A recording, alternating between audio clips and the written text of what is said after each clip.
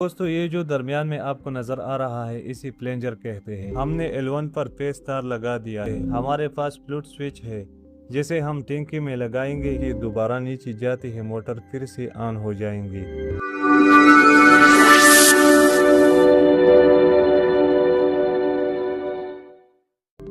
अस्सलाम वालेकुम दोस्तों, क्या आप जानते हैं कि हमारे घरों में हेवी लोड को खुदकार तरीके से कैसे कंट्रोल किया जाता है?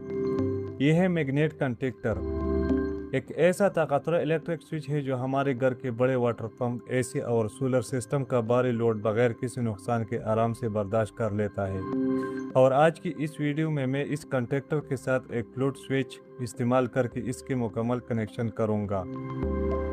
दोस्तों ये जो पहले 3 टर्मिनल्स आप देख रहे हैं L1, L2 और L3, ये हमारे मेन इनपुट यानी सप्लाई के लिए इस्तेमाल होते हैं, जहां हमारे मेन तारें कनेक्ट होंगी। ये नीचे वाले 3 टर्मिनल्स देखिए, यानी T1, T2 और T3, ये हमारे आउटपुट पॉइंट है, जहां हम अपने मोटर या किसी भी हेवी लोड के तारे आसानी के साथ कनेक्ट कर सकते हैं। दोस्तों ऊपर ये जो 2 टर्मिनल्स हैं, इनमें से एक A1 और दूसरा A2 है।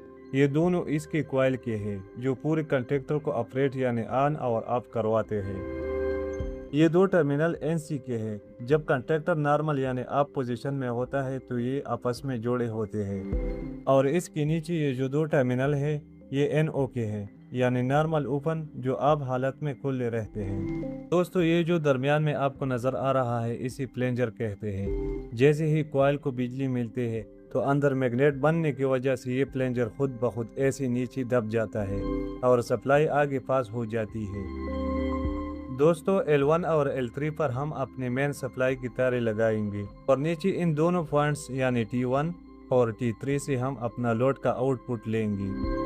दोस्तों फ्लूट स्विच के एक तार हम ऊपर L1 में फेज के साथ लगाएंगे और फ्लूट स्विच के दूसरे तार को नीचे A1 में लगाकर इसी सीरीज कर देंगे। न्यूट्रल तार को हम ऊपर L3 से लेकर नीचे कॉइल की A2 टर्मिनल पर डायरेक्ट ज्वाइन कर देंगे। तो अब बारी है इसके मेन कनेक्शंस की।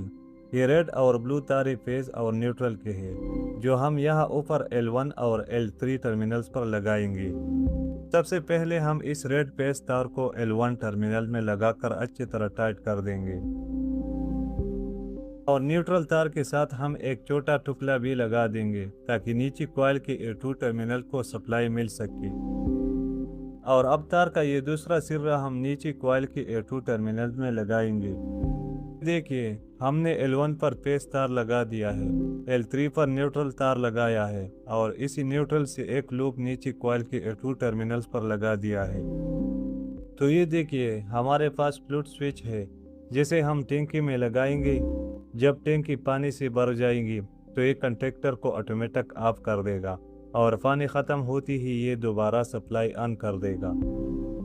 तो अब देखिए इस फ्लूट स्विच में 3 तारे हैं, रेड, ब्लू और ब्लैक। हम इसके साथ सिर्फ 2 तारे यानी ब्लू और ब्लैक इस्तेमाल करेंगे।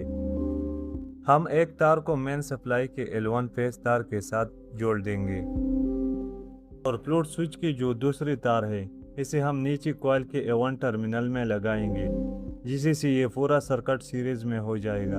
अब जैसे ही फ्लूट स्विच पानी में नीचे जाएगा ये अपना काम शुरू कर देगा। तो आप देखें हमने L1 टर्मिनल पर मेन सप्लाई का फेज और फ्लूट स्विच की एक तार लगा दी है।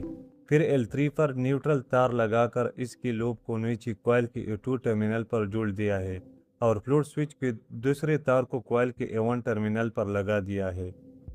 तो अब नीचे जो आउटपुट के 2 टर्मिनल है यानी T1 और T3, यहाँ हम मोटर के तारे लगाएंगे, लेकिन अभी टेस्टिंग के लिए हम इस पर एक लाइट बल्ब कनेक्ट करेंगे।